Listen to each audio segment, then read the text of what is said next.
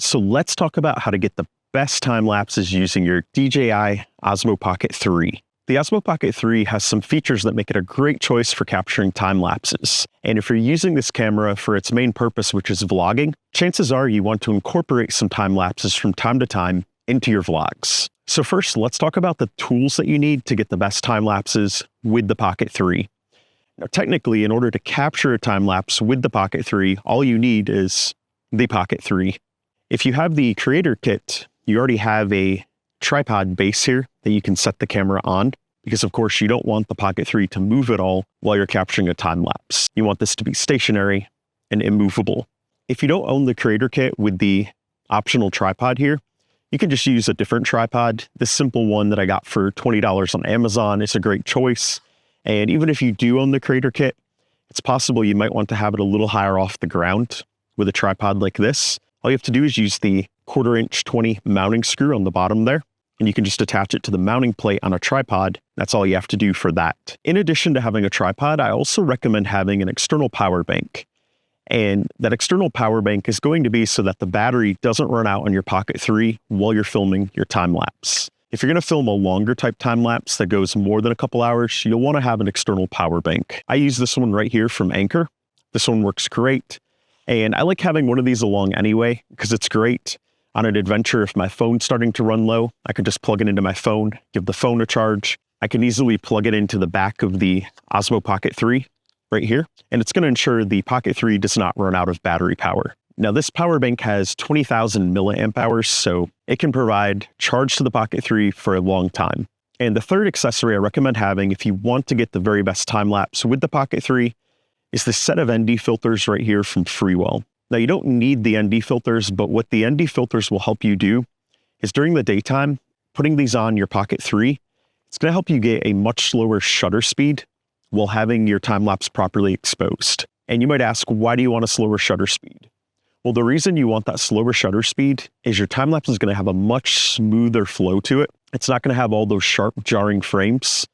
Instead, it's going to be nice and smooth. The clouds, the ocean water, the waterfall, whatever's in your time lapse, it's going to have that nice smooth motion. So these are really useful for that. Now that we've talked tools, let's talk settings. So first thing we want to do is we want to turn on the DJI Osmo Pocket 3. And once it powers on, we want to do a mode switch, and we want to make sure we're in time-lapse mode. So we're going to go down here, and we're going to click on time-lapse mode. Once we're in time-lapse mode, the first thing we're going to do is we're going to swipe up. And what I like to do here is I like to, first of all, go to the upper right and make sure it's set to 4K, and then make sure the frame rate is set to 25 or 30. I like to do 30 because 30 aligns with the standard that we have in the United States here, so I usually select 30. And after you set that, you can toggle back down, and we're going to toggle up again from the bottom here. And I recommend setting it to time-lapse mode here in the middle. You can also do hyperlapse and motion lapse from this mode as well. Motion lapse, of course, is a type of time lapse if you want to do that. But I usually do time lapse here, and then I add motion to my time lapse later when editing if I want that motion. But if you do want the motion from the camera, you can do motion lapse here. And the LTR represents left to right. The RTL represents right to left. And then you also have custom motion. Custom motion is cool because you can set waypoints. So to set the waypoints, what we want to do is we want to rotate the gimbal left or right or up or down. You can technically do vertical changes too. So I'm going to rotate it to there, and I'm going to click the plus. It's going to be waypoint number 1, and it's going to show the 1 right up here after you set that waypoint.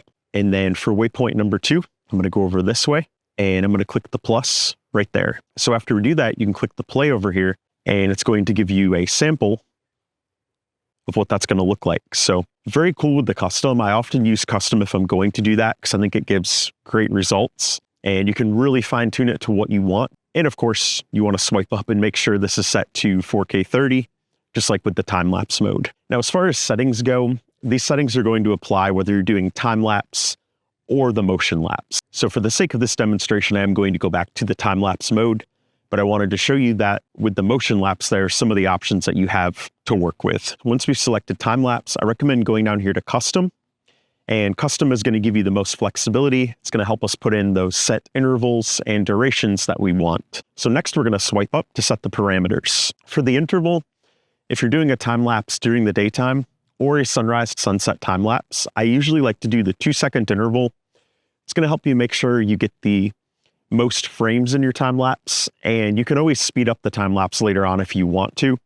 But especially at sunrise or sunset, when there's a very brief duration where that sunrise or sunset peaks with the best colors, I recommend doing the 2 seconds. But if you're doing a time lapse that's going all day and it's during the day, I recommend 5 seconds. That usually is going to give the best results. Like if you're time lapsing clouds, the ocean, waves, something like that during the day, 5 seconds is a great interval. For the duration down here, I like to set it to infinity.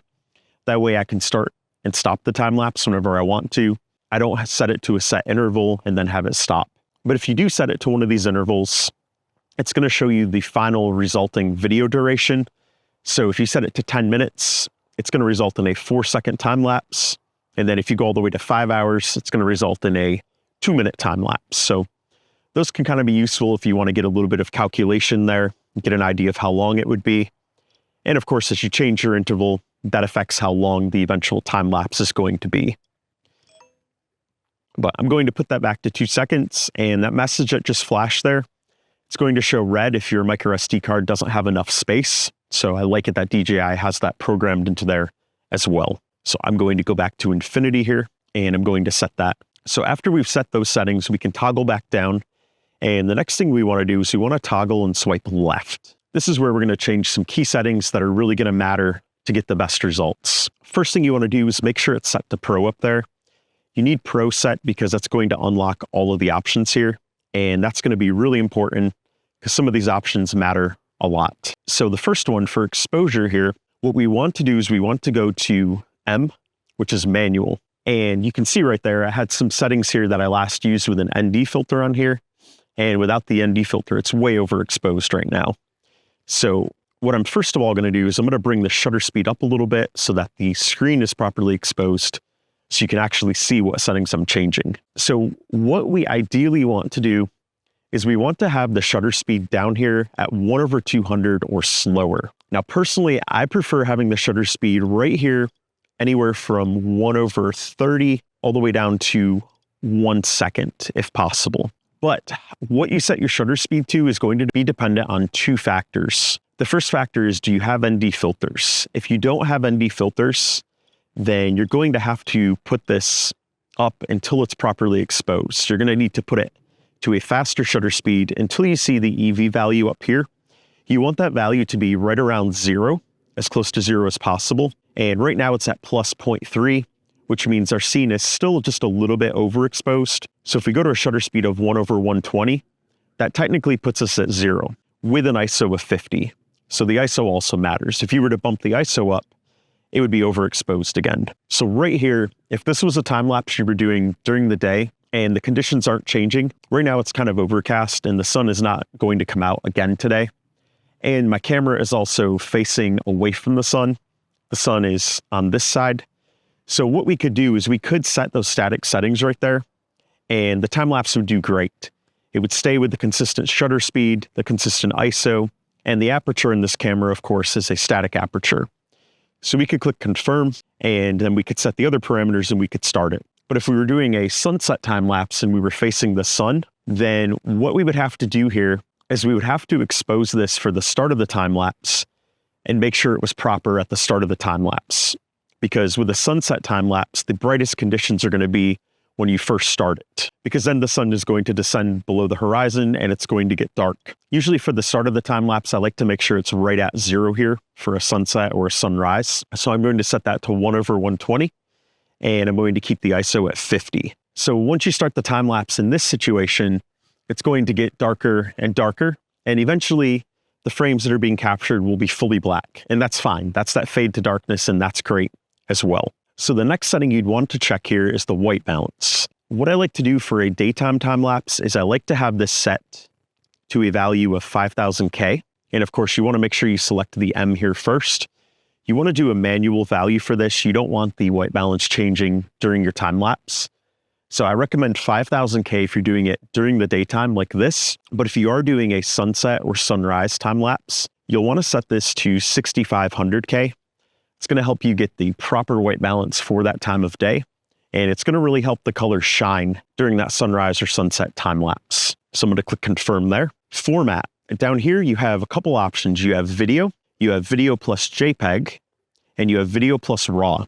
I highly recommend doing video plus RAW. And what that means is when you set your time lapse and start it going, your time lapse is going to be capturing a single continuous video file within the camera.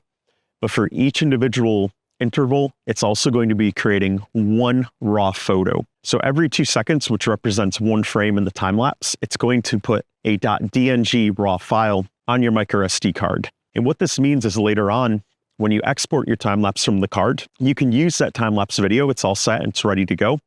But you also have the raw files. If you want to edit those raw files with some type of photo editor to make a time lapse from them, you can do that. And also if you just want one of them like for a thumbnail or just for a photo, you have them there.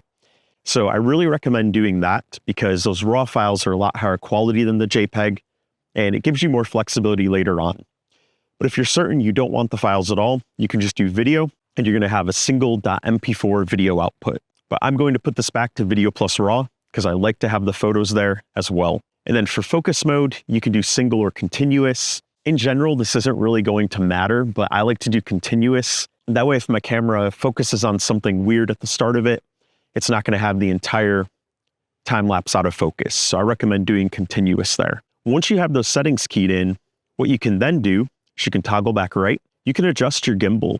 So for this type of time lapse, I would probably want to put it up a little bit because I would want the trees to be stationary there, but I'd want to see the clouds going by like this. So once you set your gimbal in place, it's going to stay locked. And I've tested this even on really windy days.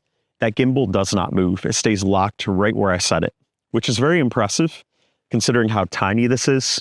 The fact that it will stay stationary like that is great. Once you've set that, you're all set to go, and you just hit the red button here and it's going to say recording soon. And then it's going to start recording, and it's going to show you the running time of the time lapse. If you want to check in on your camera during it to see how much of the time lapse has been created, it's going to keep that dialog right there. And then it's just going to keep taking a frame every 2 seconds and creating the time lapse. So one quick thing to note is you don't just have to do time lapses in landscape mode. You also can do them in portrait mode. So if you rotate this here, you can see it adjust here, and it automatically bumps the resolution down. You can only do a max of 2.7K 30 in that portrait mode, but that is more than enough resolution if you want to use this for something like a YouTube short or any other vertical use case. It's perfect for that. And the other settings would still apply here that I just showed you. And if you do rotate it back to the horizontal landscape mode, just make sure you change this back to 4K here, because it is going to stick with the 2.7K when you rotate it back. So those are the settings if you don't have an ND filter. If you do have the ND filter set,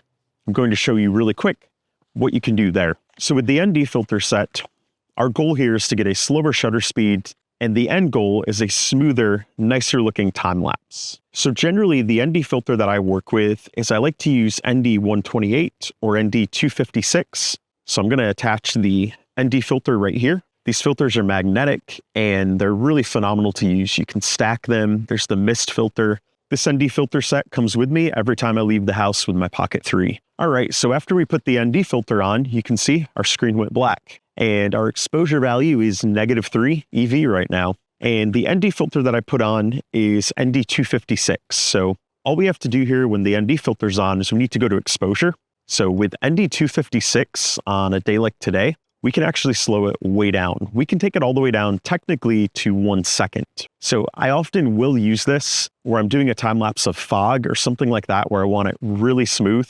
It's great for that. And I'm going to try the 128 ND filter. 128 is one stop lower, and that will probably be enough for us to speed up the shutter speed slightly and to get the proper exposure. So when I put on the 128, as you can see there, we are now EV +1. So that means we can go a little bit faster with the shutter speed, and putting it to half a second for the shutter speed is perfect right there.